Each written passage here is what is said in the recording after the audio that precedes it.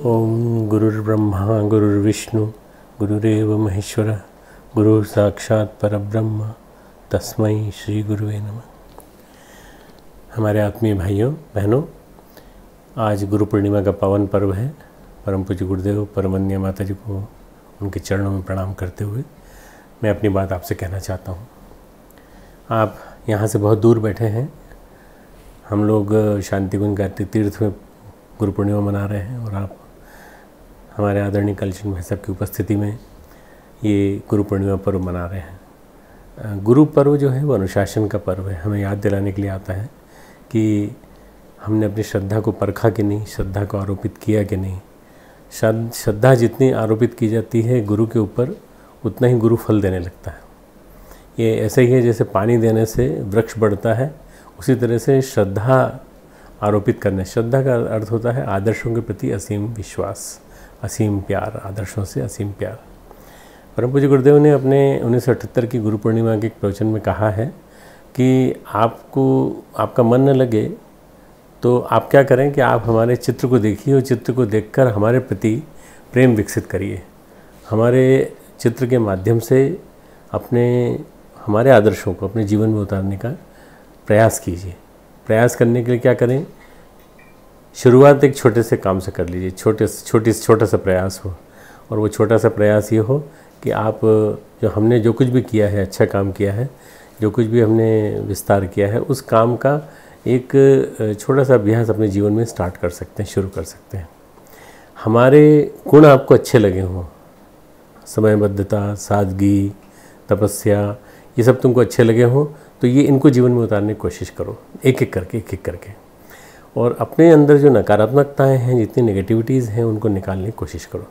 गुरुदेव का ये संदेश शाश्वत है और गुरुवर की धरोहर में आप पढ़ सकते हैं। आपको उसमें पढ़ने के बाद पता चलेगा कि वास्तव में गुरुदेव ने इसके माध्यम से हमको संदेश दिया है कि गुरु ही शंकर है, गुरु ही ब्रह्म है, गुरु ही विष्णु है।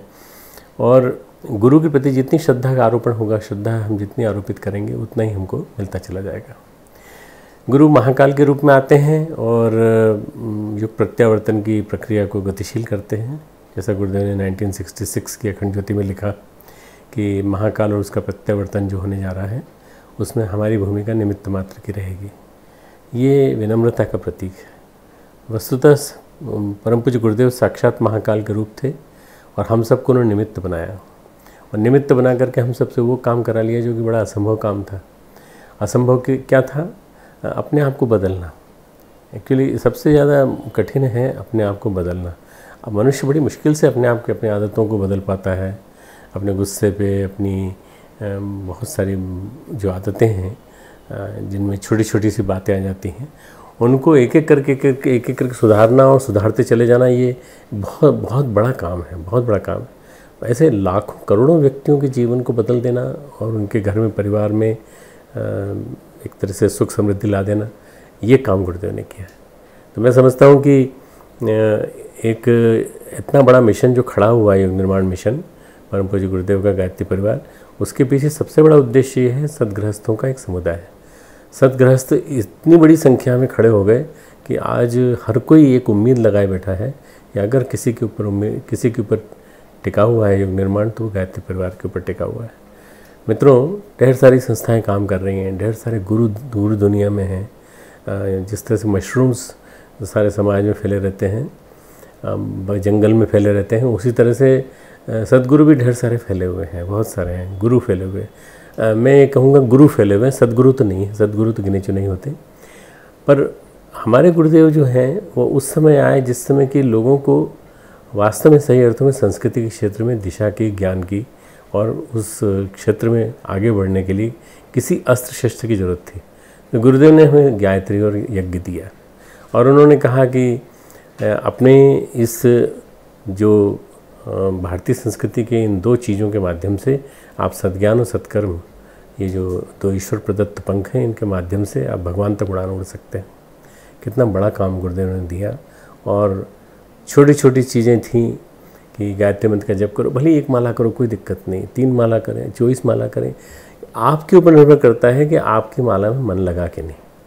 आज ही हम लोगों ने एक कार्यक्रम यहाँ रखा था, उस कार्यक्रम में एक प्रोफेसर साहब जो कंटिन्यूस फिजिक्स के प्रोफेसर हैं, अनुवाद कर रहे हैं बहुत दिनों से, उन्होंने एक बहुत सुंदर बात कही कि मेरे से एक माला ज़्यादा नहीं होती, पर मैं गुरु का काम करने में ज़रा भी संकोच नहीं करता। भगवान कृष्ण ने गीता में एक बहुत अच्छी बात कही है कि अभ्यास करने में तो असमर्थ है, अभ्यासे अपि असमर्थोसी।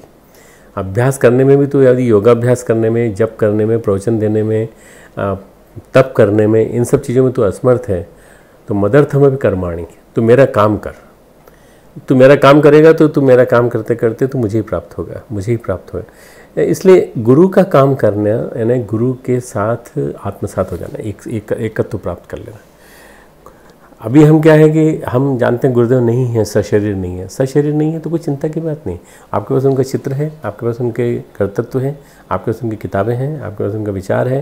यदि ये है तो आप इसके माध्यम से न जाने कितनी ऊंची उड़ान उड़ सकते हैं। परम पूज्य गुरुदेव के महाप्रयाण के बाद करोड़ों व्यक्ति जुड़े हैं। ये ऐसा कैसे हो गया कि उनके दर्शन किए बगैर भी लोग जुड़ गए, जिसमें वैज्ञानिक हैं, उच्च स्तरीय वैज्ञानिक हैं, उच्च स्तरीय क्षेत्र में काम करने वाले बहुत सारे लोग हैं जो जुड़ते चले गए, जुड़ते चले गए। ये किस लिए जुड़ गए? क्योंकि उन्होंने गुरुदेव के दर्शन को समझा, गुरुदेव की फिलॉसफी को समझा। उन्होंने वस्तुतः कहा जाए तो उन्होंने गुरुदेव का दर्शन किया, अपनी आत्मसत्ता में, अपने आत्मबिंब में उन्होंने गुरुदेव को देखा, प्रतिबिंब गुरुदेव का देखा। हम जब गुरुओं की बात आती है तो हम श्री अरविंद का नाम लेते हैं, हम श्री स्वामी विवेकानंद का नाम लेते हैं, हम रामकृष्ण परमहंस का नाम लेते हैं, पर सबसे बड़े गुरु अगर कोई हैं तो कृष्णम वंदे जगत गुरु। कृष्ण से बड़ा कोई गुरु नहीं। क्यों? इसलिए कि कृष्ण ने हम सब के लिए इतना बड़ा 700, बहुत बड़ी नहीं है, छोटी गीता, 700 श्लोकों की गीता के माध्यम से पूरा संदेश दे दिया है। और उसमें उन्होंने बता दिया है कि जितनी तू श्रद्धा करेगा, श्रद्धावान लभते ज्ञानम, इतनी श्रद्धा करेगा तू और तू मेरी बात को जितना मदर्थ में भी कर्माणी, तो मेरे लिए काम कर और मेरे लिए जी। मैं ये एते निहिता पूर्व में, वो मैंने ये पहले से ही सबको अनीति को समाप्त कर रखा है। ये दुर्योधन और ये सब के सब जितने भी शकुनी, कर्ण, सब के सब पहले से मरे हुए हैं, तू तो मेरा निमित्त बन जा। ये योगेश्वर है, योगेश्वर साक्षात योगेश्वर। वासुदेवमिति सर्वम, सारे संसार में भगवान वासुदेव फैले हुए हैं।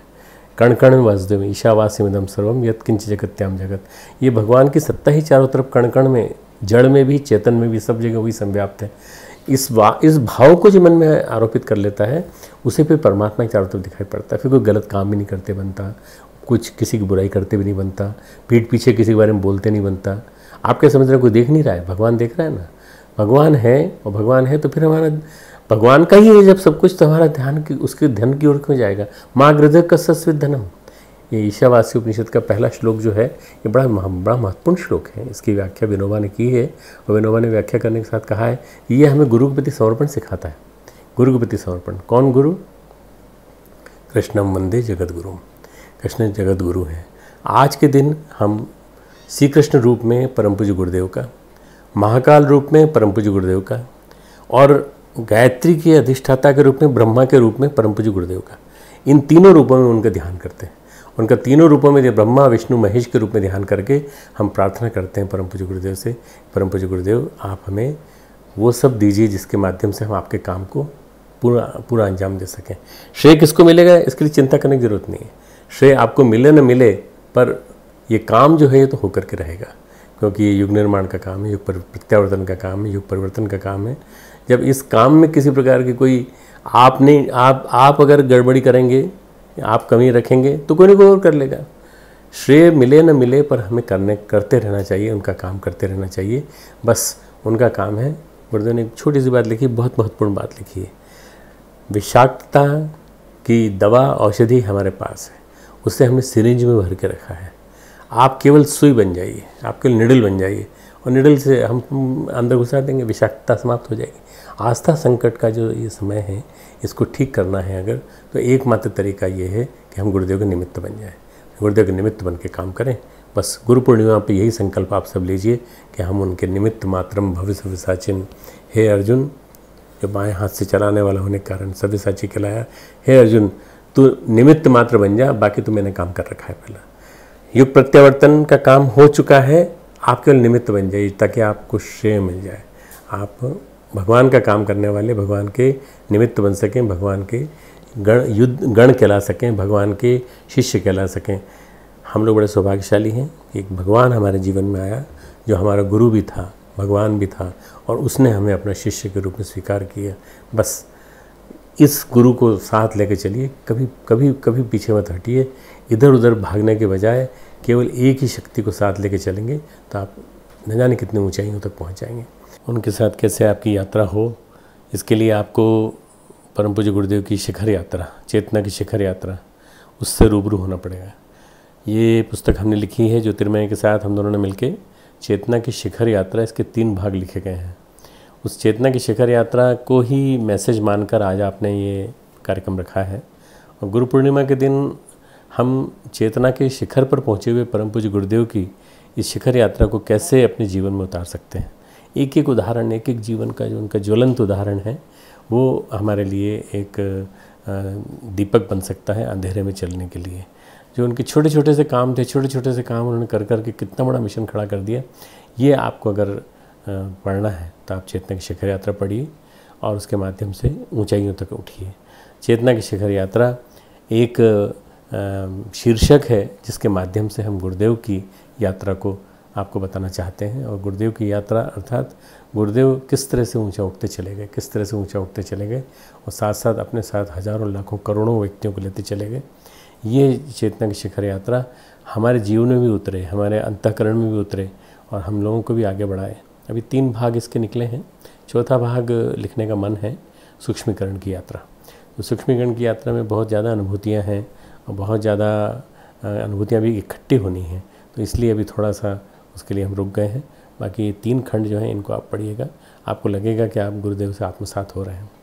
गुरु का साहित्य पढ़ते पढ़ते, सत्साहित्य का चिंतन करते करते आदमी उनके जैसा हो जाता है। इसलिए आप निरंतर पढ़ते रहिए और निरंतर उनके गुरुदेव के साहित्य के साथ रोम रोम एकाकार करके पढ़िए। आपको लगेगा कि आपके जीवन में वास्तव में बदलाव आ रहा है और आपकी श्रद्धा रोज़ बढ़ती चली जा रही। हज़ारों लाखों के जीवन में परिवर्तन आया क्योंकि उन्होंने गुरुदेव के विचारों को अपने जीवन में उतारा। स्वाध्याय का मतलब होता है सद्विचारों में निरंतर रमण करने का अभ्यास। ये डेफिनेशन जो मैं बता रहा हूँ इसको आप याद कर लीजिएगा।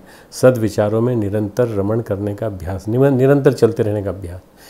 हमारे मन में कभी कोई गलत विचार आ जाता है, कभी कोई नेगेटिव आ जाता है, कभी कोई गंदा विचार आ जाता है, कामुकता आ जाती, तो उसको दूर करने के लिए सद्विचार, श्रेष्ठ विचार।